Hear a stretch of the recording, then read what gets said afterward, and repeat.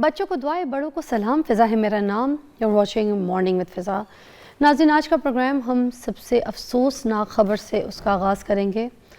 और जैसे कि सबको पता है कि कराची में जो हादसा हुआ है जिसमें इतनी जो डेथ्स हो गई हैं, जो शॉपिंग मॉल में जिस तरीके से आग लगने की वजह से इतनी अमवात और इतनी टेंशन, अभी थोड़ी देर में हम इसके ऊपर पूरी डिटेल में आपके साथ डिस्कस करेंगे, आपसे बात करेंगे। मगर उससे पहले मैं ये बताना चाहूँगी कि नाज़रीन 33 घंटे हो गए, आपको पता है, आग को लगे हुए इस प्लाज़ा में, और 14 अफराद जो है ना वो अब तक जाँ बहाक हो चुके हैं। तो ये हफ्ते की रात 10 बजे आग लगी थी उस प्लाज़ा में और अब तक 90% आग पर सिर्फ अभी काबू पाया गया है। अभी भी 10% आग जो है उसको बुझाने की कोशिश की जा रही है और इमारत का जो 60% हिस्सा जो था वो गिर गया है, वो तबाह हो गया है। और अभी 40% का जो भी हिस्सा रह गया है प्लाज़ा का, उसकी भी हालत बहुत ज़्यादा नाजुक है और इसके ऑपरेशंस जो हैं वो भी रोक दिए गए हैं, क्योंकि अभी जो फायर ब्रैकेट वाले जो लोग थे जो हेल्प करने के लिए अंदर एंटर हुए थे बिल्डिंग के, उनकी भी जानों को बहुत ज़्यादा ख़तरा हो गया नाज़रीन। क्योंकि बाकी 40% जो है ना बिल्डिंग, वो किसी भी टाइम पे किसी भी वक्त गिर सकती है, क्योंकि 60% तो ऑलरेडी उसकी कंडीशन बिल्कुल ख़त्म, बर्बाद, गिर चुकी है। और थोड़ी देर के जो ये फाइटर्स अंदर एंटर हुए थे जिस वक्त, तो उन्होंने जो सर्च ऑपरेशन किया था उसमें जो कुछ ऐसे लोगों के अज़ा मिले हैं जले हुए, जिसमें आप अंदाज़ा लगाएं कि बच्चों के भी अज़ा मिले हैं। नाज़रीन,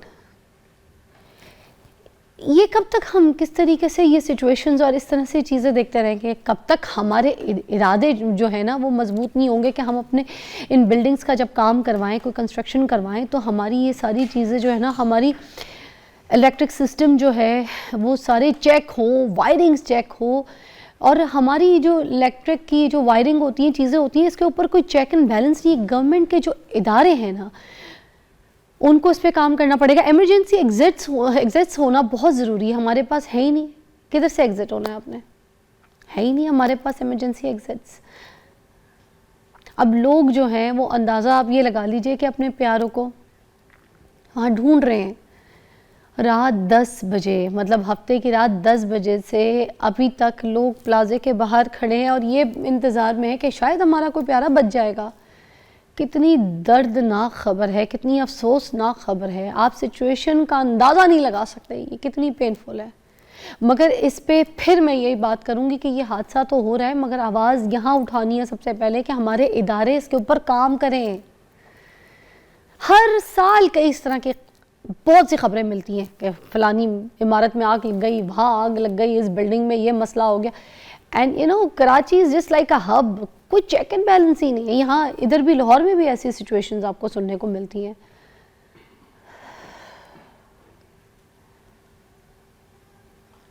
हम जब तक सीरियस नहीं होंगे ना नाज़रीन, तब तक के ये चीज़ें होती रहेंगी। हर चीज़ के ऊपर हम काम कर सकते हैं। हम पाकिस्तान में फैशन वीक ला सकते हैं, हम पाकिस्तान में सिक्योरिटी का निज़ाम नहीं लेकर आ सकते।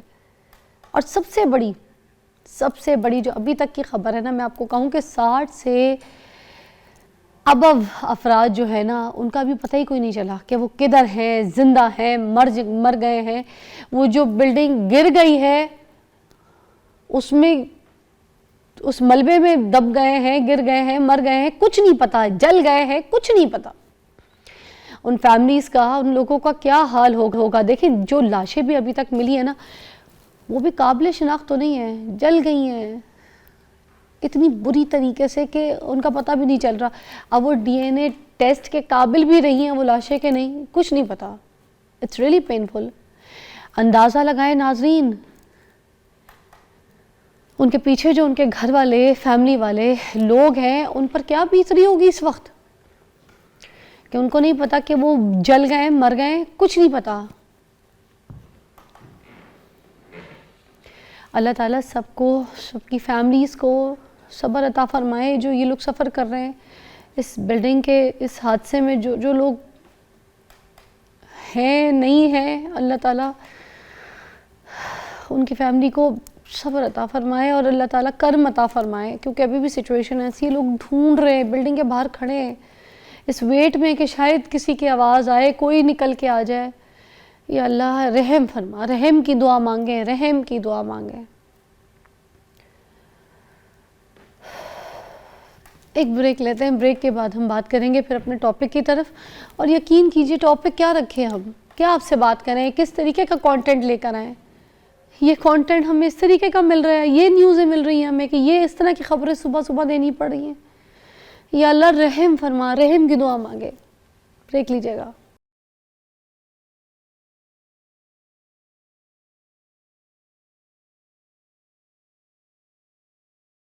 Okay, welcome back, you watching morning with Fiza. नाज़रीन, मेरे पास एक ज़बरदस्त मेहमान है और ख़ास तौर पे आप लोगों के लिए, क्योंकि ये सेगमेंट आपने देखना ज़रूरी है। अगर आप चाहते हैं कि आप मुल्क से बाहर जाएं, और ख़ास तौर पे क्योंकि लोगों की ड्रीम है यूके जाने के ख्वाब हैं, पढ़ाई के हिसाब से, बिज़नेस के हिसाब से, काम के हिसाब से, they just wanted to go to UK. तो आज हमने आपको बताना है कि आपको यूके का वीज़ा किस तरीके से अवेल हो सकता है, यूके रेजिडेंस कैसे हो सकते हैं, यूके में जाके बिज़नेस कैसे कर सकते हैं, यूके में इन्वेस्टमेंट कैसे कर सकते हैं, the best, how can you get the visa first of all. तो हमारे पास ज़बरदस्त मेहमान मौजूद हैं, समर ख़ान जो कि सोलिसिटर है और हमें आज तरीके से गाइड करेंगे। अगर आपके दिमाग में कोई सवाल है और आपको लगता है कि आपने कोई आइल्स के पेपर भी दिए और बहुत से वीज़े ट्राई किए, बहुत सी जगहों पे गए, मगर उसके बावजूद आपके जो है ना पैसे खा लिए गए, आपके साथ आपको कोई रगड़ा लगा दिया गया, आपको बस फेरा लगा दिया गया और आपके साथ कोई भी अच्छा पॉजिटिव रिजल्ट आपके सामने नहीं आया, तो फिर ये प्रोग्राम, ये सेगमेंट आपके लिए है। अच्छा जी, अस्सलाम वालेकुम। वालेकुम सलाम। सबसे पहले तो ये बताइए कि यूके जाना आसान है या मुश्किल है?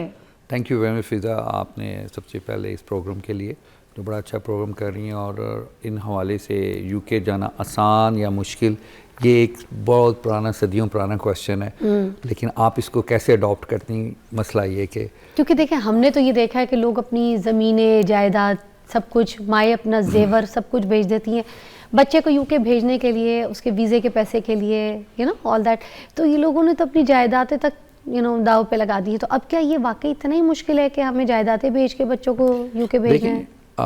क्योंकि फैक्चुअली जब पाउंड्स के रेट फैक्चुअल हुआ है यहाँ पे, डेफिनेटली स्टूडेंट्स की फ़ीस बढ़ गई हैं, तो जायदाद ये तो डिपेंड है ना कि पिछले सालों से पहले लोगों को इतना ज़्यादा अवेयरनेस नहीं थी कि स्टडी वीज़े की अपॉर्चुनिटीज़ हैं, विज़िट वीज़े की अपॉर्चुनिटीज़ हैं। अब डिपेंड करता है कि आपके इंटेंशंस क्या हैं। आप यूके जाके स्टडी करना चाहते हैं, आपका रूट सेटलमेंट पे है, या आप विज़िट वीज़े पे जा रहे हैं, या आप स्किल वर्कर वीज़े पे जा रहे हैं, आइदर आपके चेंज ऑफ सर्कमस्टांसेस हैं, आइदर आप जा रहे हैं स्पाउस वीज़े पे जा रहे हैं। अब ये डिफरेंट कैटेगरी हैं, डिफरेंट कैटेगरी से जा रहे हैं। जहाँ जाते हैं मैं तो हाईली रिकमेंड करूँगा, बल्कि एक कि एजेंट्स वालों के हाथ ना लगें कभी भी, जहाँ इनको जायदादें बेचनी पड़ती हैं, जहाँ इन लोगों को अपने बहुत सारे लोगों से पैसे उधार लेने पड़ते हैं। ऐसी तो पेरेंट्स यही कहते हैं ना कि हमने एक्चुअली किसी एजेंट से बात कर ली है, तो इंशाल्लाह बस ये प्लॉट बेचेंगे तो बच्चे को भेजेंगे। आप प्लीज़ हमें ये बता दें कि जो एक्चुअल फ़ीस है वीज़े की वो कितनी है? देखें, डिफरेंट कैटेगरीज हैं। आप जैसे फ़ीस होम ऑफिस की जो डिपेंड करता है, अभी जो अगर स्किल वर्कर्स पे जाएँ उनकी फ़ीस का थ्रेशोल्ड बड़ा है। अगर आप स्पाउस वीज़ों पे जाएँ उनका थ्रेशोल्ड डिफरेंट है। अगर आप जाते हैं स्ट्रेट वे विज़िट वीज़े पे जाते हैं तो उसका बहुत कम थ्रेशोल्ड है। अगर आप स्टूडेंट्स पे जाते हैं तो वो आपको सारों को पता है कि कॉलेज की फ़ीसिस हैं।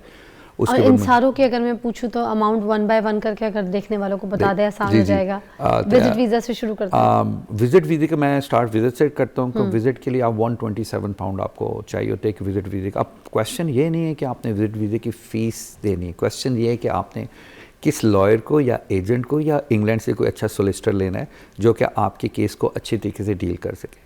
अगर मैं विज़िट वीज़े की बात करता हूँ, क्योंकि लोगों के पास यहाँ पैसा भी है, और 127 pound I think so less than 70,000 या आई थिंक सो इस तरह ही कुछ फैक्चुअल रेट होगा अभी देखें तो इतने यहाँ ही से अगर आप लोग कोशिश करते हैं कि अपने पैसे बचाने के लिए एक आप लोकल एजेंट ले लेते हैं, आप एक थोड़े से और पैसे डाल के क्वालिफाइड सोलिसिटर जो कि लंदन बेस्ड हो, जिनको उधर का पता हो और केस पे ग्रिप हो, उनको लिए जाए। मुझे एक क्वेश्चन किया गया था, इसी से एक सवाल मुंसलिक है मेरा कि अगर हमने बाहर का कोई सोलिसिटर हायर कर लिया, अब यहाँ पे बाहर निकलते हैं तो यहाँ पे किसी को पैसे दो तो गेट से बाहर भाग जाता है, तो वहाँ यूके में हमारे पास कैसे वो ऑथेंटिक बंदा हमें मिलेगा? पैसे लेके भाग गया तो? वेरी नाइस हो रहा है, स्कैम बहुत सारे हो रहे हैं, इस तरह के स्कैम हो रहे हैं। आप उनकी पूरी वेबसाइट पे सर्च करें, मैं फरहानी टेलर्स जैसे हमारी वेबसाइट है, वहाँ पे आप मुझे सर्च करें, नाम मेरा लिखें आप लोगों को, या बहुत सारी और ऐसी ये अदारे उनको खुद ही इंटरनेट पे सर्च करें। अगर आपको कोई जानने वाला उनसे उनको जाके कहें उनके ऑफिस में विज़िट करें और उनसे पर्सनल फ़ोन पे बात करें। आपको क्वाइट कॉन्फिडेंट होता है कि उन्होंने बेस्ड है वहाँ पे, उनके जो कोई भी अगर क्वालिफाई हैं वो इंटरनेट पे अवेलेबल होते हैं, उनके इंटरनेट के ऊपर उनकी एक पूरी प्रोफाइल होती है। मेरा क्वेश्चन ये मैं बताना ये चाह रहा, जो आपका क्वेश्चन था उसको मज़ीद मैं आगे लेके चलता हूँ। मुझसे एक सवाल पूछा गया था कि किसी क्लाइंट ने कि भाई मैं खुद इतना पढ़ा लिखा हूँ, मैंने PhD की हुई, मैं हाईली स्किल हूँ पाकिस्तान में, मैंने एजेंट से पिछली दफ़ा विज़िट वीज़ा लगाया था, तो भाई मैं आपसे क्यों लूँ, तो अब फिर मैं सोलिसिटर क्यों लूँ? ये सिंपल फॉर्म है, यही क्वेश्चन आपको मारते हैं कि अगर आप पूछते हैं कि वेरी सिंपल क्वेश्चन है, सिंपल क्वेश्चन है, हमने आंसर देने हैं। जितना छोटा आपके पास फॉर्म होगा उतनी कॉम्प्लिकेशन, उतना टेक्निकली वो फॉर्म होगा, आपको फिल करना, उसमें क्या लिखना है, किस तरह आपने अपने पोर्ट्रेट करना है और क्या आप बताना चाहते हैं, क्या पता आपके पॉजिटिव पॉइंट आपको पता ही नहीं लग रहे हो, वो आपने हाईलाइट किए नहीं और नेगेटिव पॉइंट्स को आपने हाईलाइट किया, मतलब एक केस बनाना होता है। केस बनाने पे अभी लेट्स सपोज इसमें विजिट के लिए मुझसे पूछा गया, जैसे मैंने अर्ज कर रहा हूँ कि यहाँ का सिस्टर क्यों, जब कभी भी आपको रिफ्यूज़ होता है तो विजिट वीज़े पे ना तो आपको अपील राइट मिलता है, ना तो एडमिनिस्ट्रेशन रिव्यू मिलता है। Really one time first time वाले First की time, बात कर रहे जी। हैं। अच्छा, और ये जो चीज़ें चाहिए होती हैं, जैसे अब विजिट की हम बात करें तो इसका बैंक स्टेटमेंट कितनी होनी चाहिए, जी। बाकी डॉक्यूमेंटेशन में क्या होनी चाहिए, क्वालिफिकेशन कितनी रिक्वायरमेंट होती जी है? ट्रू। जैसे मैं पहला क्वेश्चन कंप्लीट कर दूं, क्योंकि अगर आपके पास फ़ौरन ही एडमिनिस्ट्रेशन रिव्यू और या आपके पास अपील राइट नहीं, तो आपको तब सोलिसिटर की ज़रूरत पड़ती है, जो कि प्री एक्शन प्रोटोकॉल डाल के आपके अगर देखते हैं कि होम ऑफिस ने आपके डॉक्यूमेंट्स को ओवरलुक किया है, कुछ एविडेंस आपने उनको दिए हैं लेकिन उन्होंने सही तरह एक्सप्लेन आपको जवाब नहीं दिया, या कुछ ऐसे आपकी जो एक्सप्लेनेशन है उनको सही तरह उन्होंने समझ नहीं लगी, तो आप वो प्री एक्शन प्रोटोकॉल पे जाके, अगर आपका रिफ्यूज़ भी हुआ हो और आपके पास अपील राइट भी नहीं है, एडमिनिस्ट्रेशन रिव्यू भी नहीं है, लेकिन प्री एक्शन प्रोटोकॉल पे जाके आप उनको दोबारा लेटर लिख सकते हैं। अच्छा। कि अगर आप ये चीज़ें आपने या आपकी तरफ से गलती आपने ठीक नहीं की तो हम आपको कोर्ट में ले जाएंगे।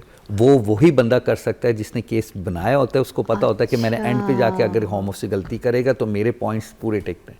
अच्छा, अब ज़रूरत क्या पड़ती है, इसमें 3 टाइज को मद्देनज़र रखना, पहले फाइनेंशियल टाइज, सोशल टाइज और travel ties. Travel ties means आपने कितनी कंट्रियों को ट्रैवल किया, you have to very careful. आपने सारी ज़िंदगी कहीं कराची तक नहीं गए, सडनली आपने यूके का वीज़ा अप्लाई कर दिया। अच्छा, मतलब पासपोर्ट पे आपके वीज़े के वो भी स्टैम्प्स भी देखेंगे कि कहाँ के वो हैं। एक आपकी क्रेडिबिलिटी बनाते हैं कि यार ये आप जाते हैं। उसके बाद हाँ, अगर रीज़न है आपके पास, फॉर एग्जांपल आपकी कोई फैमिली है या कोई ऐसा रीज़न है कि आप स्ट्रेट वे कह रही मेरी फैमिली या बच्चों का कोई प्लान है कुछ, तो उनको करने के लिए वो आपको अच्छे तरीके से उनको ब्रीफ करना पड़ेगा, ये रीज़न है, इस वजह से हम लोग चाहते हैं कि मैं अपनी फैमिली को लेके जाऊँ, या मेरी बहन है वहाँ पे, मेरा भाई है, तब उसको आपको रीज़न बताना पड़ता है। ट्रैवलिंग हिस्ट्री के लिए भी पीछे वो मेंशन देखेंगे कि कोई अगर इशू है, कोई फैमिली का स्पाउस है, कोई चीज़ें हैं, तो फिर वो अगर ट्रैवलिंग हिस्ट्री नहीं है तो फिर वहाँ से उसको केस को डेवलप कर लेंगे। वो भी ठीक है, लेकिन मोस्टली ऐसा होता है कि ज़रूरी भी नहीं कि हर दफ़ा आपके पास अगर ट्रैवल हिस्ट्री नहीं तो आपको यूके करनी। यूके का लगता है, बहुत सारे पेरेंट्स का लगता है, लेकिन जो यंगस्टर हैं उनको थोड़ा सा डर लगता है कि ये वापस नहीं आएंगे। अच्छा, तो इसमें ये पॉइंट रहता है, अगर मियाँ बीवी और फैमिली करी, पहले हस्बैंड को अप्लाई करें ताकि आपकी वापस की इंटेंशंस की जो इसमें सारी गेम है वो है कि बैक इंटेंशन क्या आपकी, क्या आप वापस आ सकते हैं। आपको FRC फैमिली पूरा बतानी पड़ती है। आप अकेला बंदा जाए, हस्बैंड जा रहा है, बीवी बच्चों को 2 मिनट के लिए घर रखें, उनकी ये भी आपकी एक टेंशन है कि बाल बच्चे पीछे हैं तो ये बंदा वापस आएगा। ओके। तो ये नहीं कि आप सारे एक दिन में खानदान पूरा, ये भी नहीं देखते बच्चों की स्कूल की हॉलीडेज नहीं है तो आप स्कूल डेज में वीज़ा अप्लाई कर रहे होते हैं। अच्छा, तो ये कहते हैं बेटा आपका तो स्कूल के समर हॉलीडेज नहीं, आप स्कूल में अप्लाई कर रहे हैं, ये आपकी क्या इंटेंशन है। Very nice. ये लोग बहुत, मुझे लगता है मोस्टली गलती करते होंगे कि बच्चों की छुट्टियां हैं, कोई नहीं, कहते हैं हम हॉलीडेज पे जा रहे हैं, तो वो फिर डाउट कर लेते हैं, गोरा कहता है नहीं, है ना। उसके बाद फिर आप लोगों के पास सोशल टाइज होती है। सोशल टाइज में आपको देखते हैं आपके कितने फैमिली मेम्बर है, आप अपनी कोशिश कर रहे हैं अपने सारे जितने चाचा ताए फूफी नानी सब के बारे में बताएं ताकि आपकी रूट्स यहाँ पे हों। और सबसे बड़ी गलती ये करते हैं कि ये लोग वहाँ से जब आप लोग कहते हैं कि जी मेरा बेटा मुझे पैसे भेज रहा है, हाँ। या मेरा भाई भेजो, डायरेक्ट अमाउंट उनके अकाउंट्स में आ रही है, हर महीने वो भेज रहा है, और जब आप एक्सप्लेनेशन बैंक स्टेटमेंट देते हैं अपनी, तो कहते हैं आप तो उन पे डिपेंडेंट है, वो तो पैसे वो आपके तो अपनी इनकम ही नहीं, आपका तो बेटा भेज रहा है, वहाँ जाके आप रुक जाएंगे, हम वापस तो आएंगे नहीं।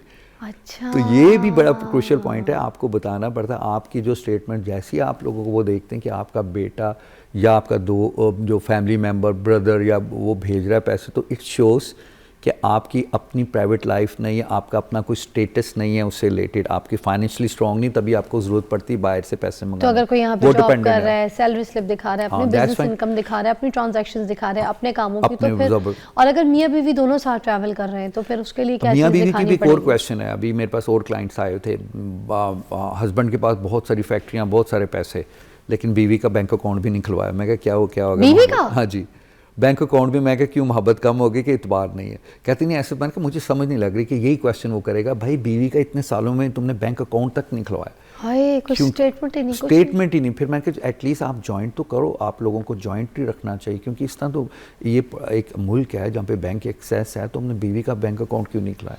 क्योंकि वो टोटली डिपेंड कर रही है अपने हस्बैंड के ऊपर। ये भी एक चलता फिरता अलग सा टॉपिक है, इस पर भी मैं कभी किसी दिन शो करूंगी। बड़े खावंद हैं जो अपनी बीवियों के अकाउंट नहीं खुलाते, कहते हैं इनको क्या जरूरत है, इनको क्या जरूरत है। हाँ, कल को भाई आप हैं नहीं हैं तो उनको जरूरत है। तो उनका आंसर ये होता है मेरा कार्ड ये इस्तेमाल कर रही है। नहीं ये जहालत है। ब्रेक लेंगे, ब्रेक के बाद बात करते हैं।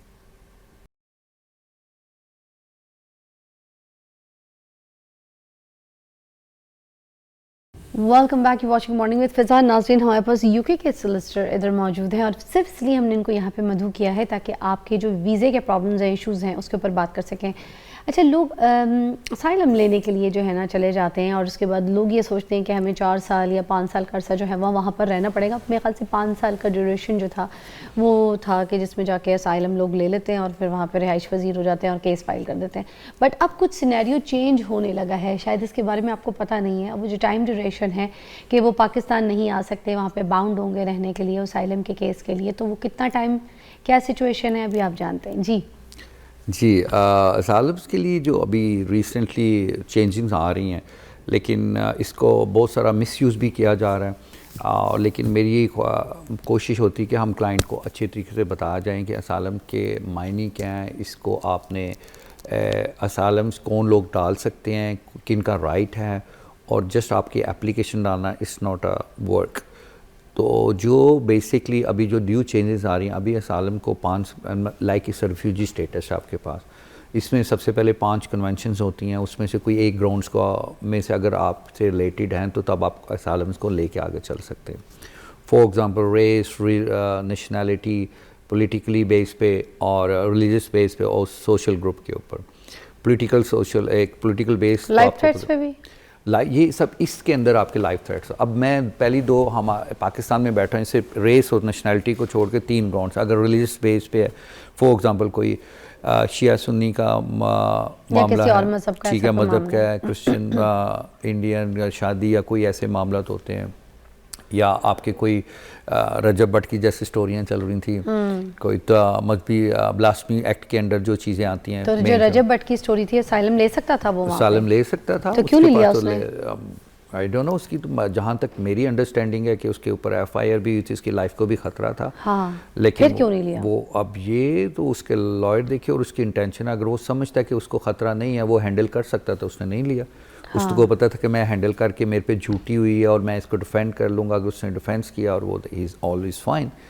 और बिहाइंड द सीन रजब का अगर कोई ऐसा अपनी हर एक, अगर उसकी सेटल लाइफ है वहाँ पे, मनी मेकर, अगर वो शायद समझता हो, आई एम नॉट कि मुझे तो उससे मुलाकात नहीं या क्या उसकी, वो तो उसकी अपनी मगर सिचुएशन वाइज वो ये ले सकता था, सिचुएशन वाइज ले सकता था, एज लॉन्ग एज वो ये साबित कर सके कि उसको जाने से वहाँ बहुत खतरा है और वो इसका कोई तो सही मीडिया पूरा चीख रहा था, बात कर रहा था, मीडिया चीख रहा था, मौलवी सारे पीछे थे, उसने कोशिश की लेकिन एंड तक हाँ करते रहे। तो अगर ये सिचुएशंस, ये सारी चीजें वहाँ के केस के लिए फाइल की जाती तो असाइलम उसको इजीली अवेल होता। इसका काफी था, डिपेंड करता है कि वहाँ पे इंटरव्यूअर आगे ऑफिसर जो है वो क्या किस क्वेश्चन लेता है और प्रेजेंट सर्कमस्टांसेस उसके क्या थे। अच्छा, लेकिन ये एक मींस के पब्लिक मीडिया में बहुत सारा उछल चुका था, तो उसके तो एविडेंस थे अच्छे। हाँ। लेकिन डिपेंड ये करता था कि उसकी इंटेंशन क्या है, कि अगर वो अपने आप को सेफ फील करके डिफेंस अच्छे लॉयर्स करवा के उसने बैलेंस कर ली चीज़ें, उसने चीज़ें बैलेंस कर ली, स्ट्रॉन्ग फाइट किया वैसे उसने, जो मीडिया देख ही रहा है। हाँ। तो दैट्स फाइन। लेकिन बड़े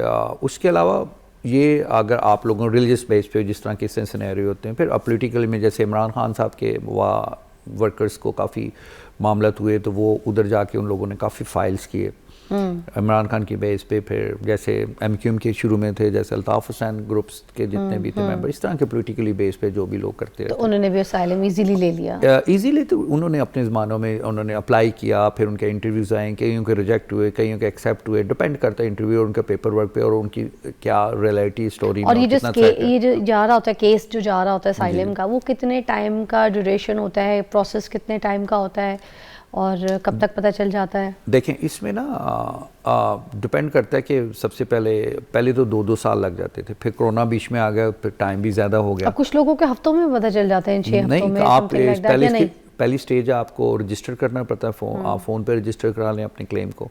उसके बाद विद इन 2 वीक्स वो आपको कॉल करते हैं स्क्रीनिंग इंटरव्यू के लिए। आप एक इनिशियल छोटा स्क्रीनिंग इंटरव्यू होता है जिसमें आपके फिंगरप्रिंट्स, आपके वो सारी चीज़ें लेते हैं, आपसे बेसिक का एक समराइज पूछते हैं कि आपको कैसा थ्रेट है। उसके कुछ लोग असाइलम के लिए जो यहाँ से पाकिस्तान से जाते हैं ना, तो वो बहुत ऊट पटांग सी ऊंची हरकतें करते हैं, उसके बारे में क्या कहेंगे आप? गलत तरीक़ों से भी जाते हैं, फिर गलत तरीके की हरकतें भी करते हैं और पकड़े जाते हैं। अब अगर मुझे गलत तरीके हरकत सालम्स के अंदर मुझे पहले जाना कैसे हैं, उसके बाद कितने वेज पे गए हैं, वो तरीके क्या हैं, वो कैसे केसेस सुनने में आते हैं आपके पास? देखें, अब यहाँ पे जो मोस्टली जो मैं उस पर आ रहा हूँ बात करके कि प्रोसीजर के बाद कि मोस्ट जिस तरह आपका क्वेश्चन है, अभी मेरा लास्ट पॉइंट था सोशल ग्रुप के ऊपर। मैंने 3 कन्वेंशन के बारे में जिक्र किया, पॉलिटिकली हो गया, रिलीजियस हो गया, एक सोशल ग्रुप पे होता है। और एक ख़ास सोशल ग्रुप है कि जो कि आप ना पाकिस्तान में भी पाए जाते हैं, जैसे ट्रांसजेंडर्स हैं, वो जो डिस्क्रिमिनेशन के शिकार हैं, क्योंकि फ्रीडम ऑफ स्पीच यहाँ नहीं है, तो वो लोग कहते हैं कि हमें वहाँ जाके ट्रांसजेंडर्स हैं, गे हैं, लेस्बियन हैं, LGBTQI से रिलेटेड जो लोग हैं वो वहाँ पे असाइलम कर रहे हैं। उसके बाद पाकिस्तानी वुमन को भी कहीं ना कहीं आपको डिस्क्रिमिनेशन किया जाता है, अगर कंट्री रिपोर्ट के हिसाब से देखा जाए तो उसको भी जो लोग डिस्क्रिमिनेट होते हैं उनको उनके राइट्स नहीं मिल पाते टेक्निकली। अब ट्रांसजेंडर को आर्मी में तो नहीं किसी राइट मिला करता, क्या उनको आर्मी में वो जॉब कर रहा है कोई ट्रांसजेंडर? Here you go। उसके बाद आप देखें ट्रांसजेंडर को आप कह लें कहीं भी किसी और अच्छे नज़र से देख, जहाँ जाए उनको तंग करते हैं, उनको वो नहीं, बैंकिंग में कहीं भी आप जाओ उसको बराबरी का दर्जा दिया था। यही मेकअप आर्टिस्ट बना देते हैं, आधे मेकअप आर्टिस्ट बना लेते हैं, और वही मेकअप आर्टिस्ट वहाँ जाके फिर असाइलम कर लेते हैं क्योंकि उनको डिस्क्रिमिनेशन और threat, that's a different, threat भी एक एलिमेंट है पर डिस्क्रिमिनेशन भी एलिमेंट है कि उनकी फ्रीडम ऑफ लाइफ नहीं है, आज़ादी से वो रह नहीं सकते। तो कुछ लोग तो इस चीज़ का मिसयूज़ भी कर लेते हैं, कई नहीं भी हैं वो भी डाल देते हैं और फिर बाद में रिफ्यूज़ हो जाते हैं। बहुत सारे रिफ्यूज़ल आते हैं क्योंकि पाकिस्तानी लॉ के मुताबिक कि आप के ये यहाँ पे वो चीज़ नहीं है कि आप फ्रीडम नहीं है आपको कि आप वहाँ शादी मेल टू मेल कर सकें जैसे कि पाकिस्तान में होती चीज़ें।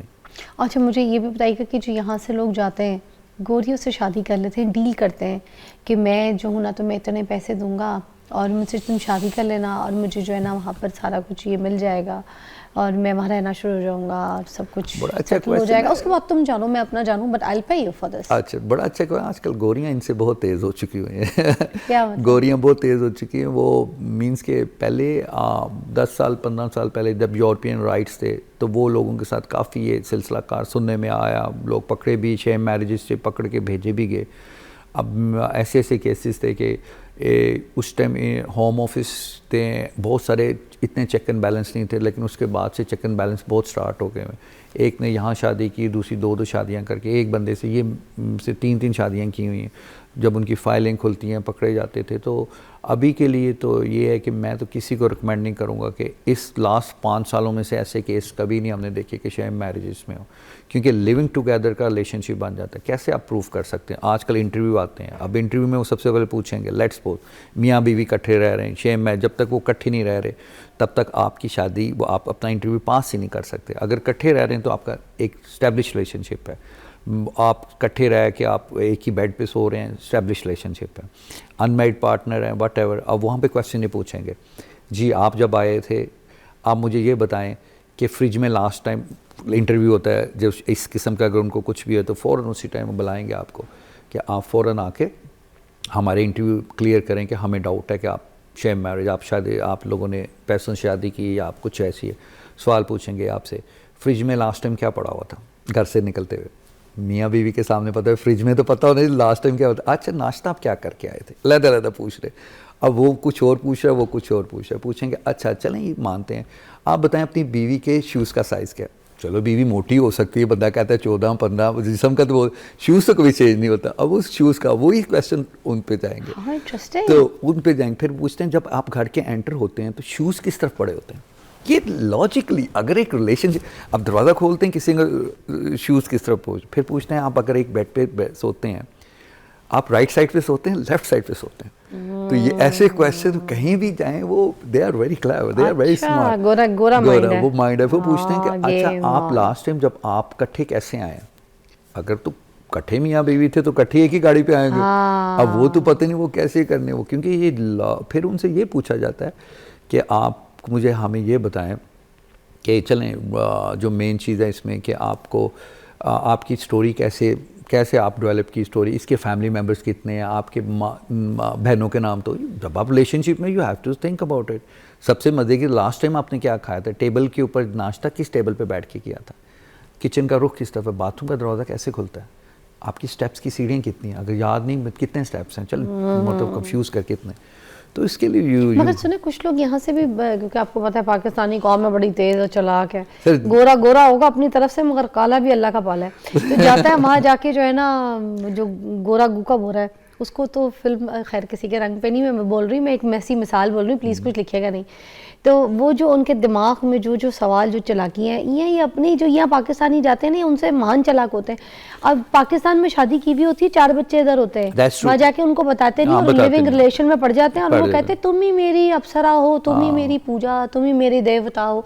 इस तरह वाली सीन चलाते हैं उन लड़कियों के साथ, उनको बेवकूफ़ बनाते हैं, बताते नहीं है, पता नहीं लगने देते, उनके साथ लिविंग रिलेशन में रहते हैं, उनका खाना पकाते हैं, सफाई करते हैं, उनके पांडे धोते हैं, उनकी टांगे भी दबाते हैं, मगर यही उनको ये शो करते हैं कि भाई हम तो तुम्हारे हैं, भाई सिर्फ तुम्हारे, उठ के नाश्ता देंगे बेबी, तो ये सब कुछ चलेगा। उनके साथ होता क्या एंड में, वो बीवी बेचारी उधर ही, अल्लाह का ज़ाब तो है ना इसमें, बीवी बेचारी उधर ही बैठी रहती है। बात कहने को ये केस तो तमाशा चल रहा है, नहीं आपको भी पता है, ये कहानियां होती तो है। उसमें वो क्या कहते हैं, अब उसमें तो ये सारे जवाब दे देगा बंदा कि जूते का साइज क्या है, तो सोते किस तरफ हैं। लेकिन वो रिलेशनशिप में तो है ना, बल्कि वो तो जाके रिलेशनशिप के वो जो पिक्चर्स हैं वो भी दिखाएंगे ट्रिप के। हाँ, तो रिलेशनशिप में तो है ना। अब यहाँ पे आगे जब रिलेशनशिप का मतलब क्या, living together, love each other, आप दूसरे के साथ फिजिकली हैं, सारा कुछ तो है। फिर रिलेशनशिप में तो आ गए, बेशक उन्होंने इनिशियली जैसे भी किया वट एवर, लेकिन रिलेशनशिप में तो आगे मेन मसला है लिविंग टुगेदर रिलेशनशिप। अब वो पाकिस्तानी जो वुमेन्स हैं, अब उनका क्या हो रहा है, वो उधर से बैठे बैठे वहाँ पे बच्चे उनके जवान हो रहे हैं, उनका आखिर में फंस जाते हैं।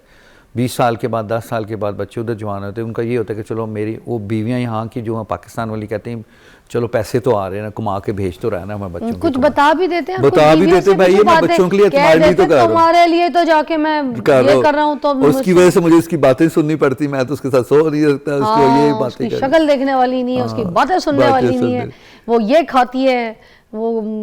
और इवन दो के पाकिस्तानी वुमेन्स ऐसी भी हैं कि वो कभी वो कोई किसी को कहे जी आप हमें डिवोर्स दे दें, तो वो तो इस शक में भी होते हैं चले हम बच्चे, लेकिन बहुत सारे मामले ऐसे करके फिर end of the day in लोगों के। थैंक यू सो मच, बहुत ज़बरदस्त टॉपिक इलैबोरेट किया है। जिसको यूके जाना है वो ये रील सेव कर ले, ये सही रील है, कंप्लीट डिस्कशन हुआ है इसमें, आपके लिए कारआमद है, ताकि इधर उधर भटकने से पहले आपको सही रास्ता पता हो। एक ब्रेक के बाद मिलते हैं।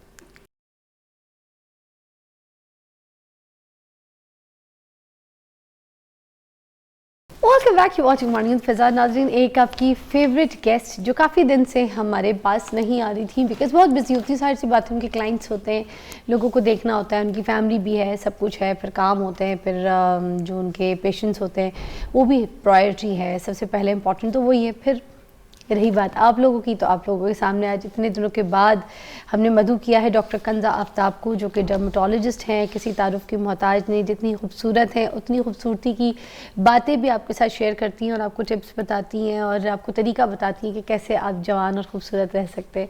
तो एनीवे, आजकल तो जो मरियम नवाज़ जी हैं उनकी स्किन, उनकी खूबसूरती और उनके चर्चे चल रहे हैं, और साथ साथ मरियम औरंगज़ेब साहिबा जो कि बहुत ही खूबसूरत लग रही हैं आजकल। पहले तो मैं मुबारकबाद देना चाहूँगी, एक कामयाब जो औरत होती है, एक खूबसूरत अगर शख्सियत के साथ है और अगर उसकी पर्सनैलिटी बहुत प्यारी लग रही है, उसके फीचर्स अच्छे लग रहे हैं और उसको उसके कपड़े, उसके फिगर, हर चीज़, उसके हेयर स्टाइल, हर चीज़ कॉम्प्लीमेंट कर रहे हैं, तो इस पे कोई बुराई नहीं है। मैं सोशल मीडिया के जितने भी देखने वाले लोग हैं उनसे ख़ास तौर पे रिक्वेस्ट करना चाहूँगी कि पहले तो जो मरीम नवाज़ जी हैं, अगर वो खूबसूरत लग रही हैं या उन्होंने कोई सर्जरीज़ या उन्होंने कोई किसी ट्रीटमेंट्स का सहारा लिया या नहीं लिया, वो उनकी अपनी लाइफ है। अगर अच्छी लग रही है तो वो अपने बल पे लग रही है, तारीफ़ कर दें। और अगर आपको पसंद नहीं आ रहा और आप हर बात पे कीड़े निकालने के लिए, नुस्ख निकालने के लिए ही बैठे हुए हैं सोशल मीडिया पे, तो लिखता रहें, उनकी ज़ात को कोई फ़र्क नहीं पड़ता। उसी तरह मैं कांग्रेट्स करूँगी मरीम औरंगज़ेब को भी, क्योंकि अब वो बहुत ही ट्रांसफॉर्म पर्सनालिटी लग रही है, लोग उन जैसा दिखने की कोशिश कर रहे हैं। अब तो परेशान हो गए, लोगों की रातों की नींदें ख़राब हो गई हैं। अब लोग ये भी कह रहे हैं कि मरीम नवाज़ जी से ज़्यादा प्यारी लग रही हैं। तो औरत को यही खूबसूरती की तारीफ़ें सुननी है। मैं तो बस यही कहूँगी कि औरत प्यारी लगे, अच्छे कॉम्प्लीमेंट्स मिलें, ये एक बड़ी खुशी की बात होती है और औरत की बड़ी अचीवमेंट होती है, ठीक है। और पॉजिटिव कमेंट्स करें, वो कहीं से बुरी कुछ नहीं लग रही हैं, या कोई उनकी आप किसी ट्रीटमेंट को देख के ऐसे नहीं कह सकते कि यार ये क्या करा लिया है, ये देखो अपनी शक्ल बिगाड़ ली। नहीं, आप उनकी खूबसूरती से जेलस हो रहे हैं। अब बुरी बात है ना लिखें, बुरी बात है। हमारे पास कंज़ा है, कंज़ा से भी पहले यहीं से बात शुरू करते, तो इस पर कोई बुराई है बताएं जो मैं कह रही हूँ? जी नहीं, बहुत ही खूबसूरत ट्रांसफॉर्मेशन है और एस्थेटिक्स छा गए हैं। आपको लगता है कि एस्थेटिक्स से वाकई ही कुछ बहुत अच्छा अचीव हो सकता है। क्या बात तो है। आप ये ट्रांसफॉर्मेशन देखें। लोग समझते थे कि ये बिल्कुल जो नए टेक्नोलॉजीज़ और प्रोसीजर्स आ रही हैं, ये स्कैम है, वेस्टेज ऑफ मनी है, लेकिन एक इतनी खूबसूरत ट्रांसफॉर्मेशन आपने खुद देखी अपनी आंखों से कि ये सब चीज़ें इट्स वर्थ इट, कि आप देखें कितनी अच्छे से ट्रांसफॉर्म हो जाते हैं। स्किन यूथफुल, कोई फाइन Exactly. लाइंस नहीं, स्किन के फीचर्स इन्हांस हो गए। बल्कि मैं कहती हूँ वो 5 साल 10 साल पीछे नहीं गई, वो 25 साल 30 साल पीछे 25 साल पीछे चली गई हैं। और आप देखें जो अब जो नज़ाकत और जो खूबसूरती, उनका मतलब चलना फिरना बोलना ही चेंज हो गया है। I love it. बिल्कुल, और औरत बहुत के ही लिए बड़ी खूबसूरत। ज़रूरत चीज़ है ये, बिल्कुल मुझे जी, लगता है इट्स वेरी बिल्कुल। इंपॉर्टेंट। बहुत तो यू लाइक इट important, जो आप मेरे साथ है इस बहुत पार्टी में। खूबसूरत। मैं तो कल से जब से वो आ रहे हैं सोशल मीडिया पे ऐसे वायरल वही पिक्चर्स चल रही हैं, और मैं जितनी दफ़ा देखती हूँ मुझे खुशी होती है कि एक इतनी खूबसूरत ट्रांसफॉर्मेशन हमें न्यू टेक्नोलॉजी की वजह से और नए एस्थेटिक प्रोसीजर्स की वजह से मिली है। हाँ, देखें हमारे पास बहुत से ऐसे सेलिब्रिटीज़ हैं, मैं नाम नहीं लेना चाहूँगी, जिनको रोज़ आप सुबह सुबह देख रहे होते हैं, कभी कहीं इधर उधर देख रहे होते हैं, किसी टीवी प्रोग्राम में, किसी शोज़ में, कहीं ना कहीं कोई ना कोई ऐसी पर्सनालिटीज़ हैं जिनकी शक्लों पे उन्होंने ऐसी सर्जरीज़ करा ली हैं, ऐसे ऐसे अपने ट्रीटमेंट्स करा लिए जो कि उनके चेहरे के हिसाब से थे ही नहीं। ओवरडोज होती है ना हर चीज़। वो कहते हैं आप कहीं खाना खाने के लिए जा रहे हैं, आपको अपनी लिमिट का पता होता है पेट का कि कितना खाना खाना है, मगर वो सर्जरीज़ का आपको पता नहीं होता। आप ज़बरदस्ती जाके डॉक्टर से करवा के या कुछ ऐसे फिलर बुटॉक्स ऐसी ज़बरदस्ती लगवा लेते हैं जो कि आपकी नीड से भी ज़्यादा होते हैं, और वो फिर आपके चेहरे पे बता रहे होते हैं, फिर आप मुंह छुपा रहे होते हैं, क्लोज नहीं करा सकते और कहीं ऐसे नहीं जा सकते। लिप्स जो हैं वो बुल्लड़ बन जाते हैं, गाल जो हैं आपके ऐसे सूज जाते हैं, वो डंकी मुंह बन जाता है, अस्तगफिरुल्लाह। तो ये चीज़ें हम नॉर्मली देख रहे हैं, हमारे कुछ ऐसे स्टार सेलिब्रिटीज़ जो है जो करा के पता नहीं पछताते तो कोई नहीं है, मुझे नहीं लगता, मगर अब पछताएंगे, क्योंकि अब जब इन्होंने मरियम औरंगज़ेब को देखा है तो उनको पता चला है कि सही ट्रीटमेंट, सही चॉइस, सही स्टैटिक्स जो है वो आपको बहुत खूबसूरत बना सकता है। Exactly. लेट्स स्टार्ट हमारा आज का जो कॉन्सेप्ट है उसके ऊपर बात करते हैं। ड्राइनेस के ऊपर बात करेंगे हम आज, डॉक्टर कंज़ा से एक्जिमा के ऊपर बात करेंगे, स्किन के रैशेस के ऊपर भी बात करेंगे, क्योंकि सर्दियों का मौसम है और ये चीज़ें सुनने को मिलती हैं। Over to you. जी फ़िज़ा, सर्दियाँ जा रही हैं और सर्दियों में सबसे ज़्यादा मसला ड्राइनेस का ही होता है, और इस पे अक्सर हम बात करते रहते हैं कि ड्राइनेस बेसिकली क्या होती है। अगर आप इसकी साइंस समझेंगे तो बेसिकली ये है कि आपकी स्किन स्लो हो जाती है, क्योंकि हमारी स्किन का एक साइकिल है जो कि 30 डेज़ में आपकी स्किन ने शेड ऑफ होना होता है। नीचे से 5 लेयर्स होती हैं स्किन की, जिससे नीचे से सेल्स चलते हैं, ऊपर तक आते हैं, एक डेड लेयर बनती है और उस डेड लेयर ने शेड ऑफ होना होता है। तो गर्मियों में चूँकि वो अमल तेज़ी से हो रहा होता है तो इससे आपको ड्राइनेस उस तरह से फील नहीं होती, लेकिन सर्दियों में वो डेड लेयर बहुत दिनों तक ऊपर पड़ी रहती है और वाइट स्केल्स की शक्ल में आपको नज़र आती है, और आपको लगता है कि अब मुझे खुश्की हो गई है, और अब भर भर के मॉइस्चराइज़र्स लगाना शुरू कर देते हैं कि ड्राइनेस ख़त्म हो जाएगी। लेकिन इसकी जो फाउंडेशन है, जो इसकी बुनियादी वजह है, वो ये है कि आपकी डेड लेयर स्किन के ऊपर पड़ी हुई है। जब तक आप उसको एक्सफोलिएट नहीं करेंगे आप नीचे से फ्रेश स्किन नहीं निकाल सकते। तो ये एक बेसिक सा रूल है जिसको समझने की बहुत ज़रूरत है, और इस मिथ को बस्ट करने की ज़रूरत है कि हर 2 घंटे के बाद मॉइस्चराइज़र लगाना ज़रूरी नहीं है, एक्सफोलिएट करना ज़्यादा ज़रूरी है। मुझे एक और चीज़ बताइएगा कि कुछ लोगों की ना जो स्किन का कलर होता है विंटर्स जैसी आती है तो कुछ लोग डल हो जाते हैं, कुछ लोग कहते हैं हमारी विंटर्स में तो स्किन बड़ी फेयर फ्रेश और ग्लोइंग हो जाती है। तो ये किन लोगों के साथ होता है? Dry skin, oily skin, normal to dry skin, ये किन लोगों को इस तरह की सिचुएशंस फेस करनी पड़ती है कि उनकी जो बेस फाउंडेशन भी वो लोग ख़रीदते हैं वो हर मौसम के हिसाब से उनकी शेड चेंज हो जाता है? जी, ये यूजुअली हर स्किन टाइप के साथ ये होता है। ये इसी वजह से होता है कि आपकी डेड डल लेयर जो स्किन की है वो शेड ऑफ नहीं हो रही। तो आप देखेंगे कि अक्सर आपके हाथ, आपके पाँव, आपका चेहरा थोड़ा सा डार्कर टोन में हो जाता है, क्योंकि वो डलनेस होती ही उस डेड लेयर की वजह से है, उस ड्राइनेस की वजह से है। तो इसमें अगर आप एक्सफोलिएट एक दफ़ा कर लेंगे हफ्ते में, तो आप देखेंगे कि आपकी वो डलनेस ख़त्म होनी शुरू हो जाएगी और आपकी वो डार्क टोन भी ख़त्म होनी शुरू हो जाएगी। भले सर्दियाँ हों फिर भी एक्सफोलिएट करें? बिल्कुल, एक्सफोलिएशन होती ही सर्दियों में है, क्योंकि गर्मियों में आपकी स्किन खुद से खुद को एक्सफोलिएट कर रही है। अच्छा। तेज़ी से शेड ऑफ हो रही होती है, तेज़ी से नए सेल्स बन के आ रहे होते हैं, लेकिन चूंकि सर्दियों में हर अमल थोड़ा सा सुस्त हो जाता है, इसी तरह स्किन की शेडिंग का अमल भी सुस्त हो जाता है, जिसकी वजह से आपकी डलनेस इसी वजह से होती है कि आपकी स्किन तेज़ी से अपने आप को टर्नओवर नहीं कर रही। तो वो ड्राइनेस को ख़त्म करने के लिए हम चाहते हैं कि या तो आप फिजिकल स्क्रब्स तो आजकल हम इतना उनको नहीं मानते कि जैसे राइस फेस वॉश हो गए, बड़े बड़े ब्रांड्स के आपको पता है, जैसे टाचा के हो गए, इसके हो गए, बिल्कुल अवेलेबल होते हैं, वो यूज़ कर सकते हैं क्या? बिल्कुल, बहुत फाइन स्क्रब यूज़ करना है। बहुत फेस वॉश के साथ अगर कर लें तो? फेस वॉश में भी आजकल सैलिसिलिक एसिड होता है, तो salicylic acid is an exfoliant. इसके अलावा आपके जो AHA BHA पील्स हैं, सीरम्स हैं, glycolic acid serum, mandelic acid serum, salicylic acid serum, ये सब एक्सफोलिएंट्स हैं। तो इनसे आप हफ्ते में एक दफ़ा एक्सफोलिएशन कर सकते हैं, और इतनी माइक्रोस्कोपिकली होती है कि आपको पता नहीं चलता है। बस आपने एक रात लगा के वो सो जाना है और सुबह उठेंगे तो आपका चेहरा चमक रहा होगा बस। और ये पेप्टाइड्स वगैरह क्या काम करते हैं स्पेशली विंटर्स में अगर किसी की ड्राई स्किन है? जी बिल्कुल, अब यहाँ पे आता है ये एक्चुअली मॉइस्चराइजर्स भी हैं। पेप्टाइड्स क्या होते हैं? बेसिकली प्रोटीन्स के छोटे छोटे पार्टिकल्स होते हैं जिससे प्रोटीन्स मिलके बनी है। तो हमारी जो स्किन है उसकी लेयर में दो ही चीज़ें हैं, एक लिपिड्स हैं और दूसरी प्रोटीन्स हैं। तो पेप्टाइड्स जो है वो प्रोटीन वाला पार्ट है। तो जितने आप प्रोटीन्स अप्लाई करते हैं, इनके दो काम होते हैं, एक तो ये हाइड्रेशन भी करेंगे और दूसरा आपकी सेल सिग्नलिंग करेंगे कि नया कोलेजन बनाएं। तो वो स्किन में जैसे नया कोलेजन बनेगा, नए सेल्स आएंगे तो स्किन फ्रेश होना शुरू हो जाएगी। तो पेप्टाइड्स के दो तरह के काम होते हैं, एक तो हाइड्रेशन करना और दूसरा नई स्किन बनाना, नया collagen banana.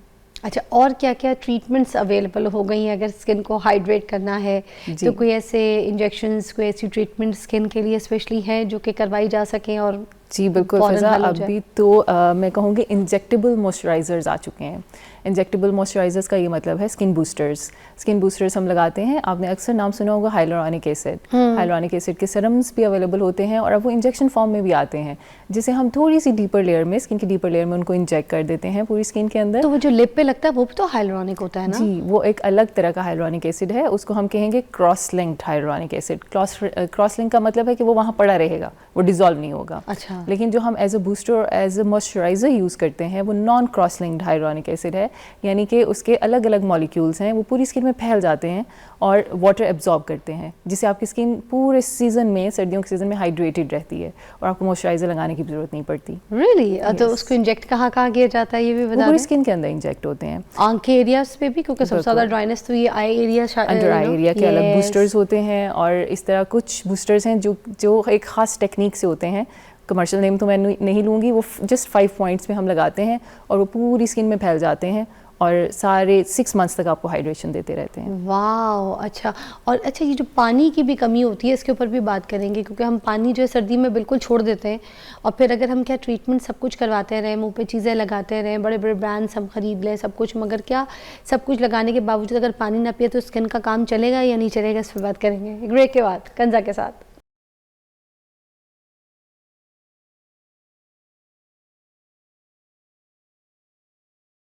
Welcome back, you watching morning with Fiza और मेरे पास डॉक्टर कंजा मौजूद है। हम एक्ज़ामा के ऊपर बात करेंगे कि ये क्यों हो जाता है और सर्दियों में इसकी शिकायत बहुत सुनने को मिलती है। जी, अगेन एक्ज़ामा ड्राइनेस की बहुत सीवियर फॉर्म है। तो ड्राइनेस जब हद से बढ़ती है तो स्किन में इरिटेशन शुरू हो जाती है, स्किन में सूजन हो जाती है। अगर हम ड्राइनेस को जल्दी रिजॉल्व ना करें तो वहाँ पे आप ख़ारिश करना शुरू कर देते हैं और ख़ारिश से वहाँ पे स्किन बैरियर ब्रीच हो जाता है, फिर सेकेंडरी इन्फेक्शंस आ जाते हैं और वो भी फैलना शुरू हो जाता है पूरे जिस्म के साथ। तो इसलिए मैं हमेशा कहती हूँ जिनकी थोड़ी सी ड्राई स्किन है, अपने मॉइस्चराइज़र का ख्याल इस तरह से रखें कि हमेशा जब भी शावर लें तो वेट स्किन के ऊपर, डैम्प स्किन के ऊपर आपने मॉइस्चराइजर्स अप्लाई करने हैं। वो सिंपल कोकोनट ऑयल भी हो सकता है, वो कोई भी ऑर्गेनिक ऑयल हो सकता है, वो कुछ भी सिंपल मॉइस्चराइज़र हो सकता है। अब अगर आप एक दफ़ा डैम्प स्किन के ऊपर मॉइस्चराइज़र लगा लेते हैं तो आपको सारे दिन कुछ और लगाने की ज़रूरत नहीं पड़ती। एक तो वो अच्छे से एब्जॉर्ब हो जाता है और एक बैरियर क्रिएट कर देता है आपकी पूरी स्किन के ऊपर, तो आप ड्राइनेस से बचे रहते हैं।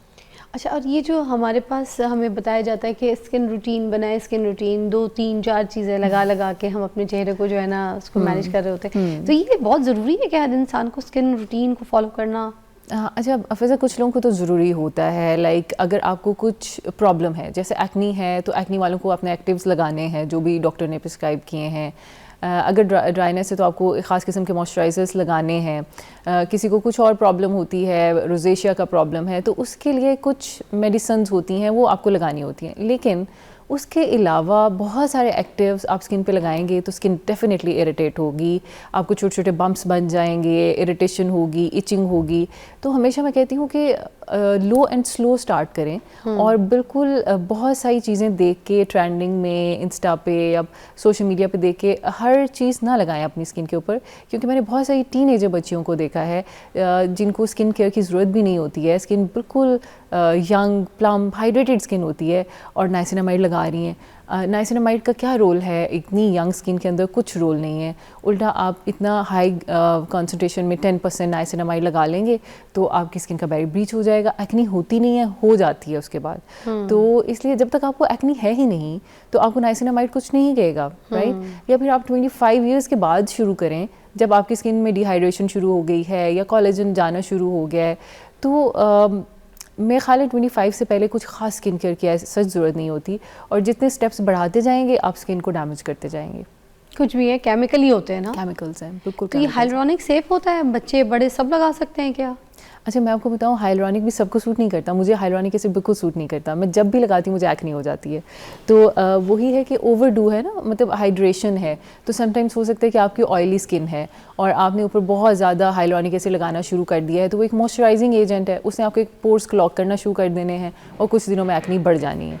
तो इसलिए प्लीज़ अपनी स्किन को समझें और जब भी आप स्टार्ट करें तो किसी एक प्रोडक्ट से स्टार्ट करें, उसको पूरे 4 हफ्ते दें, उसको देखें कि कैसे वर्क करता है, सूट किया है नहीं किया, उसके बाद कुछ और ऐड ऑन करना है। तो इसी तरह आपने, इसको हम चैलेंज टेस्ट कहते हैं कि आपने हर प्रोडक्ट को एक चैलेंज देना है इतने टाइम पीरियड का कि ये सूट किया है मेरे साथ या नहीं किया।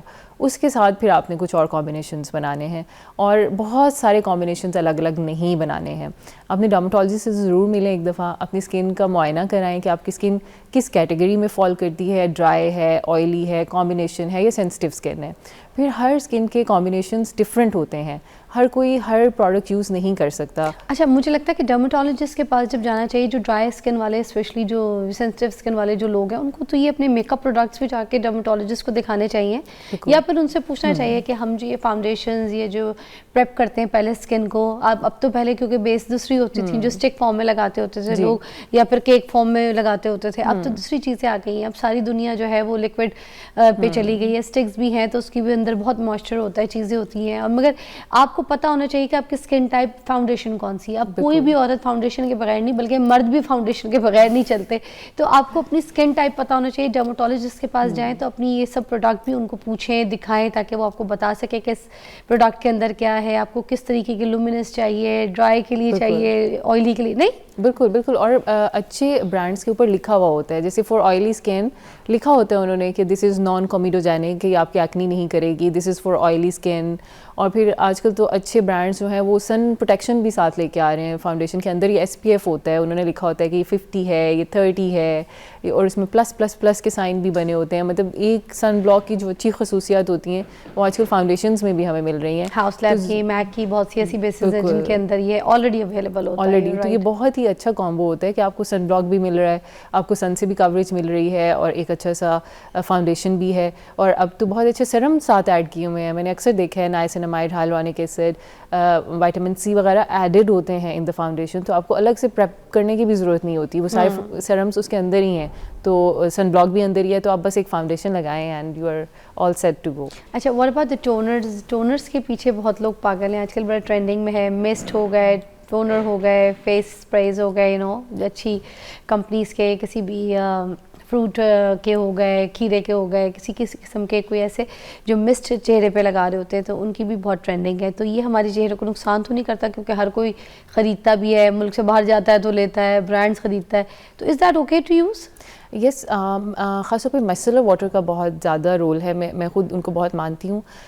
मिसेलर वाटर या टोनर आपने यूजुअली यूज़ करना होता है जब आप सारा दिन गुजार के वापस आते हो, तो जो गर्दो गुबार और सारी चीज़ें हैं, आपने डस्ट, बैक्टीरिया, उनको रिमूव करने के लिए एक दफ़ा मिसेलर वाटर आपने कॉटन पैड पे लें, 2-3 ड्रॉप्स, और उसको अच्छे से वाइप करें। तो एक तो आपके पोर्स क्लेंस हो जाएंगे, उसके बाद क्लेंजर यूज़ करें। लेकिन कुछ लोग जो है ना लीव ऑन छोड़ देते हैं, उसको मेरी डर्मेटोलॉजी नहीं मानती कि आप टोनर को, क्योंकि टोनर्स होते हैं अल्कोहल बेस्ड, बड़े हार्श उनमें इंग्रेडिएंट्स होते हैं, तो आप उनको लीव ऑन छोड़ नहीं सकते। लगा के लोग सो जाते हैं, अच्छा, तो वो कोई केमिकल रिएक्शन होगा, इरिटेशन होगी। तो मेरा मानना ये है कि आपने सिर्फ उसका थोड़ी देर का कांटेक्ट होता है आपकी स्किन के साथ, जस्ट फॉर क्लेंजिंग, और उसके बाद अपने क्लेंजर से चेहरा वॉश करें, उसके बाद अपने मॉइस्चराइजर्स या अपने एक्टिव्स लगाएं और फिर सोएं। टोनर्स लगा के आपने सोना नहीं होता बिल्कुल भी, या सुबह लगाया और उसके ऊपर ही सन ब्लॉक लगा लिया, तो ये हेल्दी रूटीन नहीं है।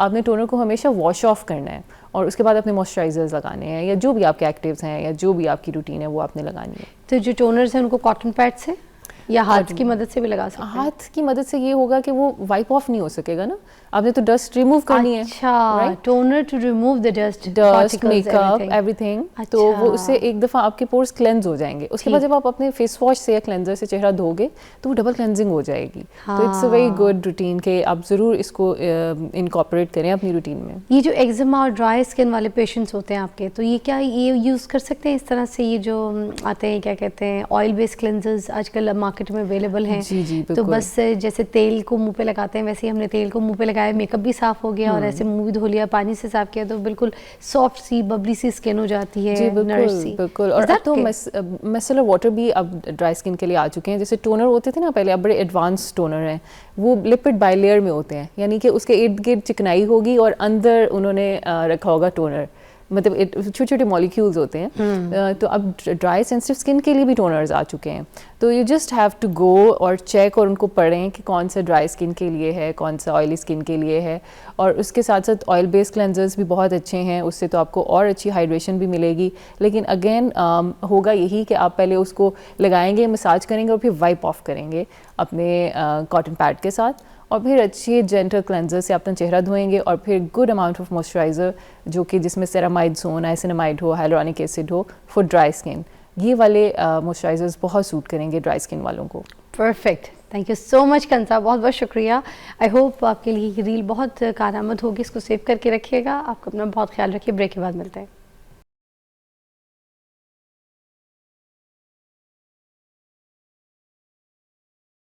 ओके जी, वेलकम बैक नाज़रीन।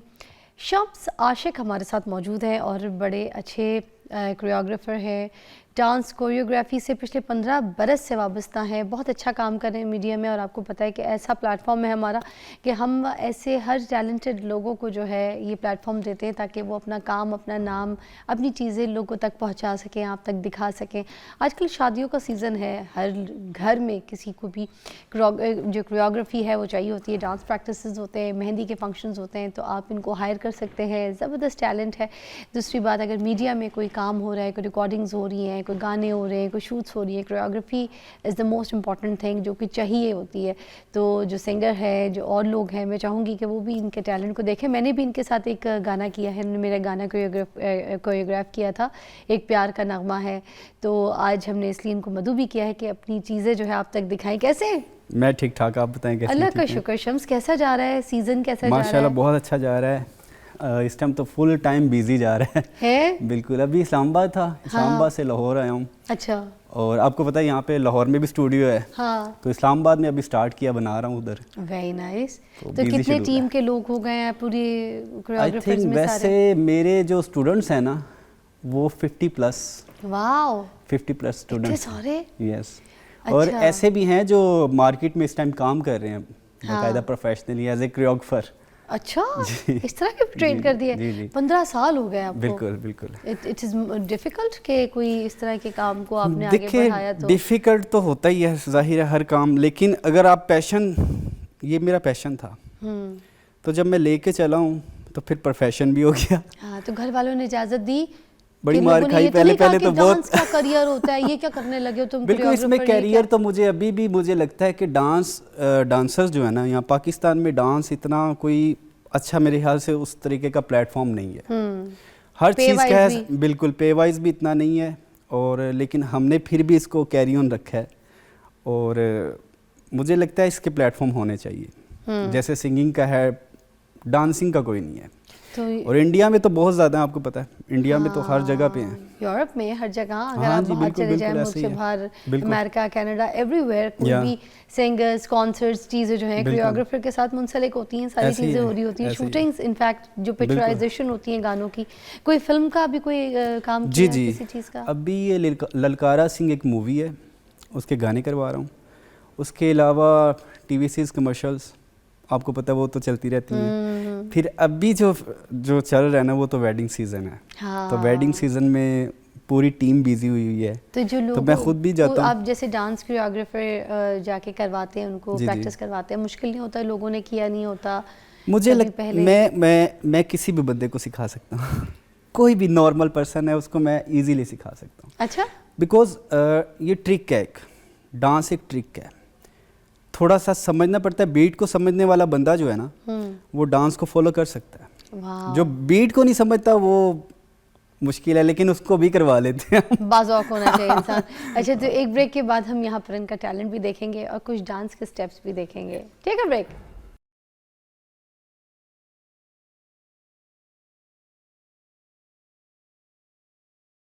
चले जी, टाइम आपका हो चुका है कि अब यहाँ पर एंटरटेनमेंट होगी, कुछ डांस के स्टेप्स मगर दिखाएंगे हमारे मेहमान। आइए जी, हो जाए, चलिए लगाइए जी म्यूजिक।